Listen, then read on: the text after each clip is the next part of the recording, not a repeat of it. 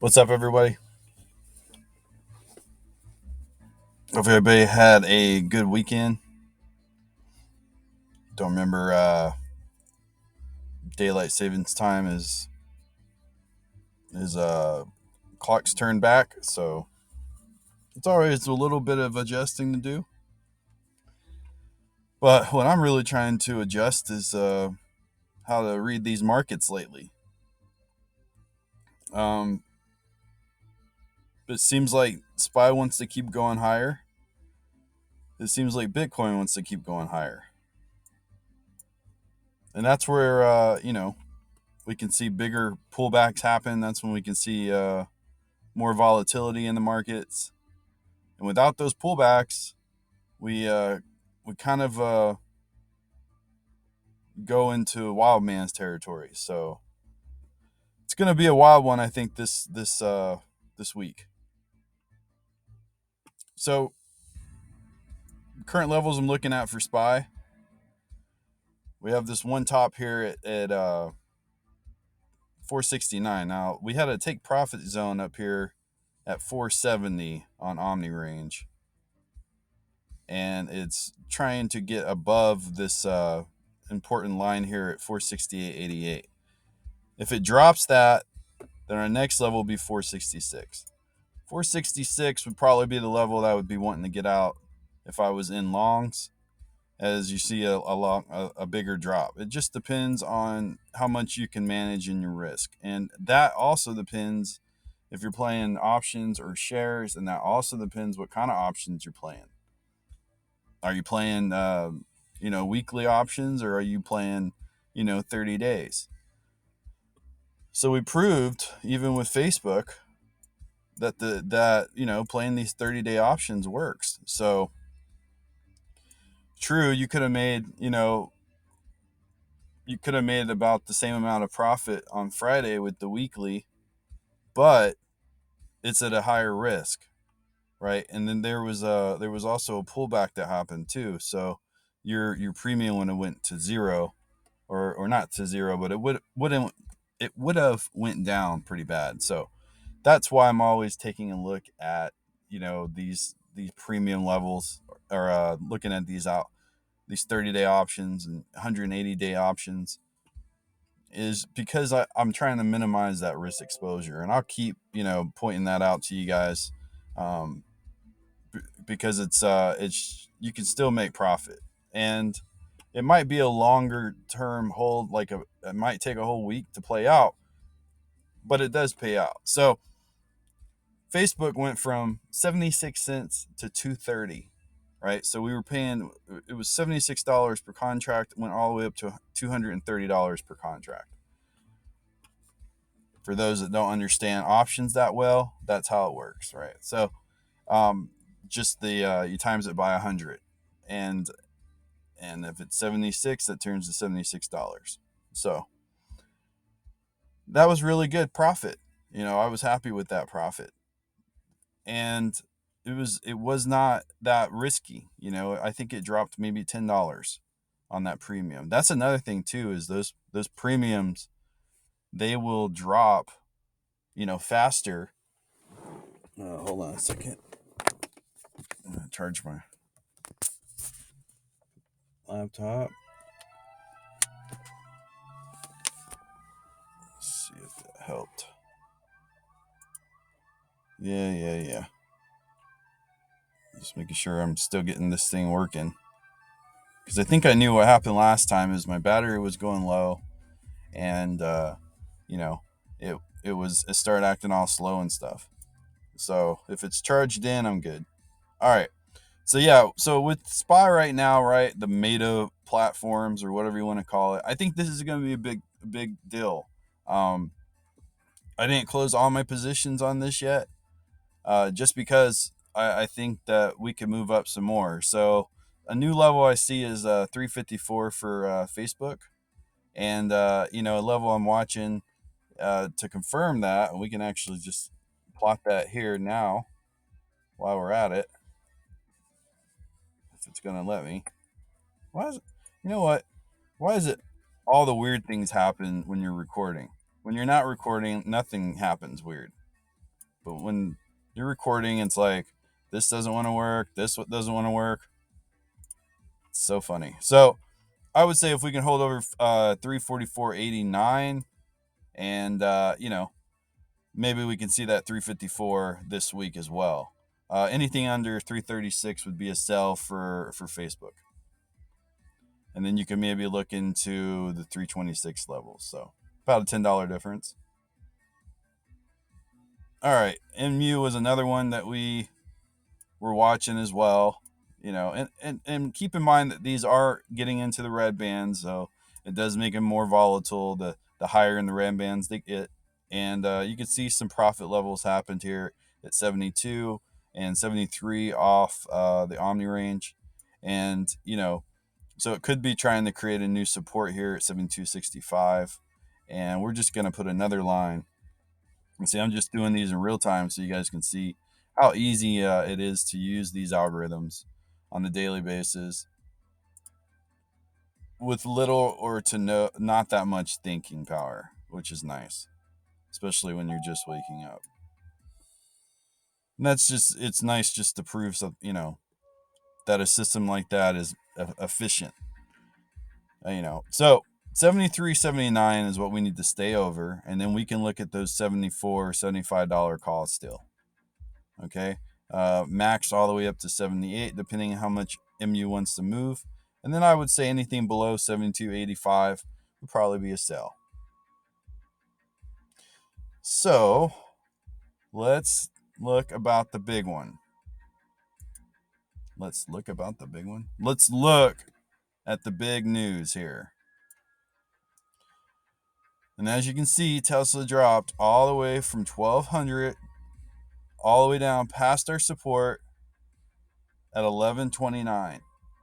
The algorithms picked up a buy signal, but that buy signal doesn't mean that it's for a long. It could be a short.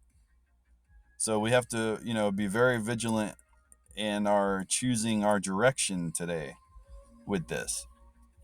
So you would want to confirm off the algorithms stronger bias for us to go higher, right? So we see a little bit of a level here off the variance that it bounced at 1122. So there was a gap down all the way to 1129. So 1122 is an area I'm watching.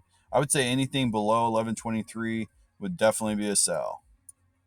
And the next area is 67. Maybe that sell that happened, is going to put some panic with the other investors into it, and maybe they're going to sell it as well. They're going to sell their options, right? So you can't sell your options in pre-market or after hours. You can only sell it, after when the market opens. So let's see if we get a reaction from the option sellers as well. If we can stay above this 1159 though, then we'll keep moving up to, trying to get back up to 1200 again. So really that's what I see is 1159 needs to hold, and then it's going to be a little interesting what happens at 1216. So we're getting into a squeeze basically with Tesla. So under, I would say, 1118 would that's where things get pretty sketchy for Tesla. That's when we can get back into the 900s, 800s. It could be a nasty sell-off. So we'll just hold on and see what happens at market open before we make any inclusive decisions. NVIDIA is just a monster, and it hit some all-time highs at 313. So it's still showing bullish even on my smaller time frame here. So we have some levels though. So when it gets into these overbought, or it's fading from an overbought level like it did on this deviation here. Can you guys see that? Hold on. So it's fading from an overbought level up here, right where this red line is, where the profit took up here. It's fading, meaning it's dropping back down to the mean. And a lot of investors and stuff always look at the mean reversion and statistics. to get a better level of where they can re-enter. So that level right there would be 290 on this time frame. And if we break that level, then we go back down to 266. So we're kind of waiting to see what's going to happen with this fade. And if it does hold, though, then we have some new levels that we can look at 357, 346. They're about $10 increments here. 334. So we can see those maybe 330s playing out this week if we are indeed bullish. I would say anything over 303. Confirmation would be 305. Can we see if this will work this time? Nope, still can't get this thing to work. So I'm just going to put a mark here at 305.88 or 83. And if we can get above that again, then we can see new higher highs for NVIDIA. Disney is another one that is getting back into that zone it's been before. Usually it's the the 180 and stuff is what I'm looking for. Always looking for that for Disney, because then I think we can make new highs. So let's look at a 10-minute on the bands and see where we're at. So we have resistance here at 177.89. So there could be a little profit taking this morning. I would say anything above. Let's just remove these lines here so it doesn't confuse you guys and keep it simple. So I'm going to say this line right here, this price line at 176.63. That'll be our new level that it needs to stay above. If it doesn't, it goes back down to 174. Mean reversion, maybe they'll pick it back up at 172. And if it does that, then we get back into a choppy range with Disney. So we kind of need to get above this 178 today and see if we can get into those 190 calls. We'll look at the implied volatility and historical volatility for options on those 30 days and see if they look like they're worth getting into. So AMC is still trying to hold strong. They're still kind of following this moving average here. It's a particular moving average, and it's down on this bottom chart here. And I'm not certain if I'm going to release it yet with the new update, but it does work pretty well of just kind of looking at different trends and stuff. And it doesn't work like your regular moving average. It uses a signal filter, which for you non-indicator people, that doesn't mean anything. But for me, it just means that I can filter out, some of the noise of the line getting, too laggy, if you will. So it stays really close to the price, and it helps me see trends. So that's what we're seeing. We could see a major breakout today with AMC. Anything over, this 41.96 will confirm that, and that's when we will get into those 50 calls. So that's where we see the squeeze happening. I bet I even see that on another time frame, which I do. It's right in there, and we'll put a level here at $40. We'll just keep it simple. We'll say $40 under that, because we are currently selling on a higher time frame. Anything under 40, this plan's not going to work out for us. So we'll wait until it gets above that safer level where we think more buyers are going to jump into, and then maybe we can see the 50 calls playing out this week. Let's see, anything we else want to look at? It looks like Netflix sold. That's what I was telling you guys. A lot of people were trying to get into this entry, and I was against it on Friday, and that's exactly why, because we still need to see what the evaluation is going to be at the mean reversion, or if these investors are going to reload some of their shares in more. And it doesn't look like they've reacted that much yet. I do see a little bit of a bounce here at 640. So we're just going to keep a resistance play on this if we're in a short, and we're going to say 660. Anything below, anything over 660 would be bullish. Anything under would be bearish. We're going to keep it simple. We're not even going to look at tape profits yet. We just want to keep it simple for that for now. Okay. Anything under, though, this 640, we're going down to the 500 zone. 580 would be our first level. You guys like how fast I can get through these with these algorithms? Well, you guys can have the same power, and it's really easy. All you have to do is go onto our website and just look at what package you want. We have different, we can do annual packages, we can do 3-month packages, we can do 1-month packages, and you can choose the premium or basic. We try to be flexible with you guys' budgets. Try to be budget friendly as much as we can. For some of these algorithms out there, or indicators people are selling that are $99 a month. I mean, it's ridiculous. So we try to keep our prices, with try to keep them legit. We know that the economy sucks right now. We know that inflation's big. We know gas is up. We know all these things, and we're not going to rip you guys off. That's not the goal. Our goal is to teach you guys so we can make a bigger fight club, if you will. The more people understanding these algorithms, the more people looking at charts and seeing things like I see every morning, and then we're all making money from this system. That's the goal. That's been my long-term goal. 5 years ago when I built this system, that was my long-term goal, and I can see it kind of manifesting. So it's pretty cool. But anyways, that's where you can go to the website, and it's going to ask you if you want to connect your Discord. You can do that too, and it will link that up and auto roll you and everything into our support Discord. And then from there you can go to Royal's Discord and get the alerts. I mean, it's just a perfect system.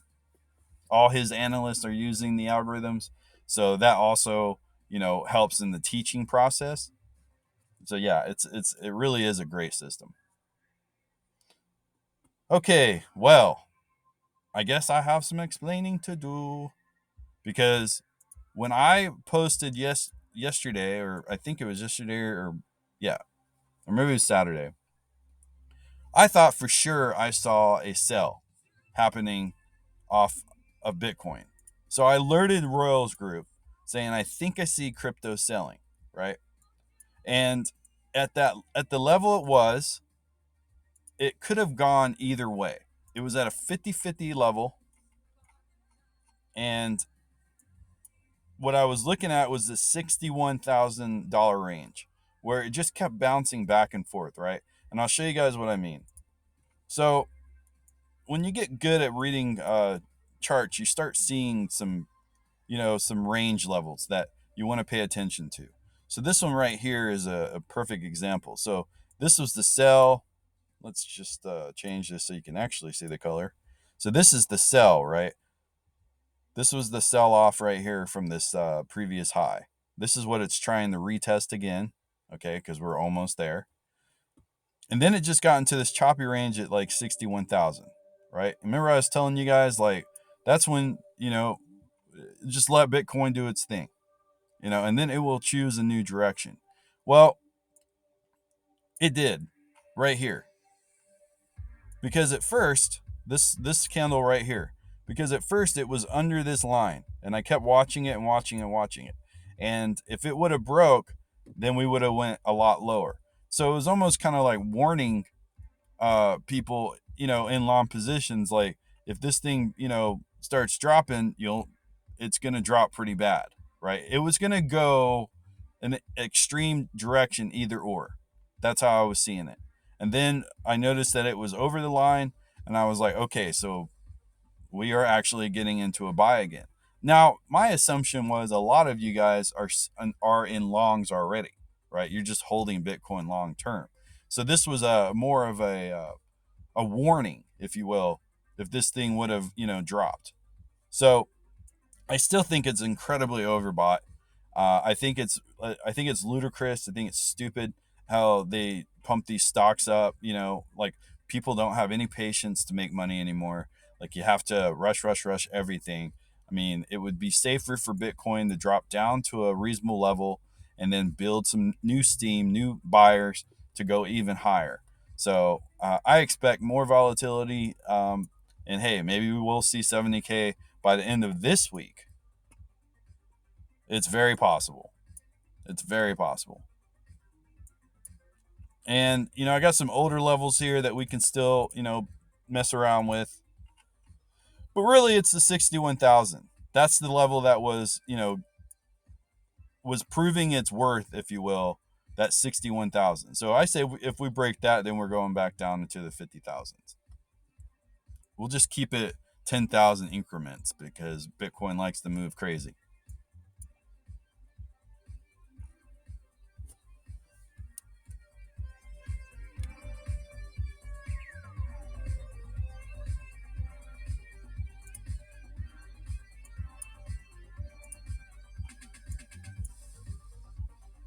There it is, right there at 70,000 right there.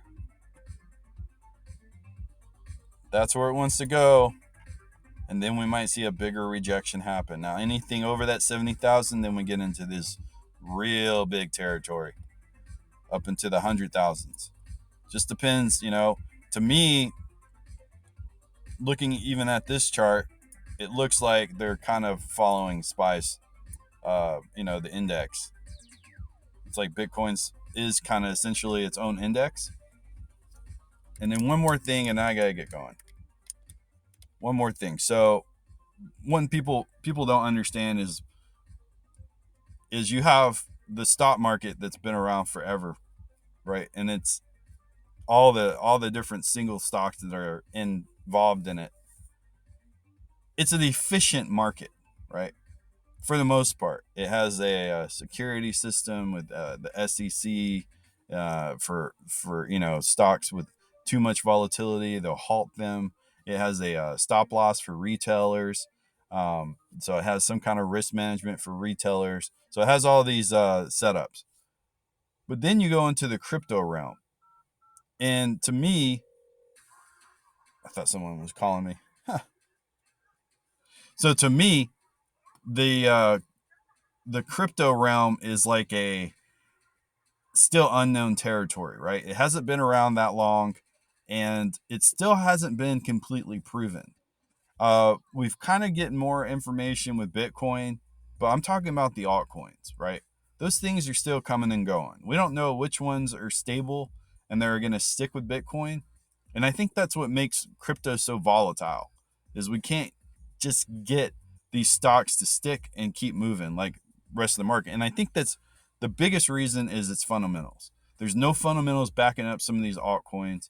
So, of course, they're going to have just these pump and dump schemes where, these guys are jumping in here, pumping the prices up and then dropping them and people get stuck in them, right? Well, it's because crypto is an inefficient market, right? So a lot of things that would not usually work as far as technicals actually work for Bitcoin, for crypto. So that was just one thing I wanted to point out real quick before I leave. But hey, it's Monday. I get it. It's not the best day, right? It's kind of the start of the week. People get a little down on themselves, but don't be down on yourselves. It's just another day. It's another day for you to make money. Make money. Make money and do something awesome with it. Even if that's given to your community or setting your kids up for college, whatever it is, make it right. So please like, share, and subscribe.